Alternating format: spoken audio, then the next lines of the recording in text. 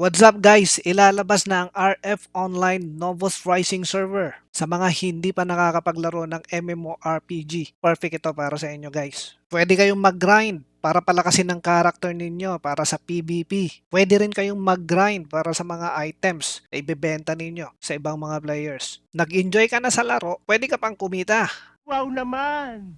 Wow! Diba? At itong matindi guys, sa official na pagbubukas ng server ay mamimigay sila ng 300,000 total worth of prizes sa mga events. Nandiyan ang Race to Level 50, First to reach 100,000 PvP points, First to reach Level 4 Guild, First Guild versus Guild event winners, First plus 6 int horror weapon, at marami pang iba. Malapit na magbukas yung server guys. Magkakaroon sila ng closed beta test ngayong December 20. Para hindi kayo mahuli sa mga announcement, sumali na kayo dyan sa kanilang Discord channel. Nandyan ang link sa comment section. Markahan na ninyo ang kalendaryo nyo guys. Magtutulog-tulog na kayo kasi December 20, magpupuyat tayo sa larong ito. Kita-kits tayo doon.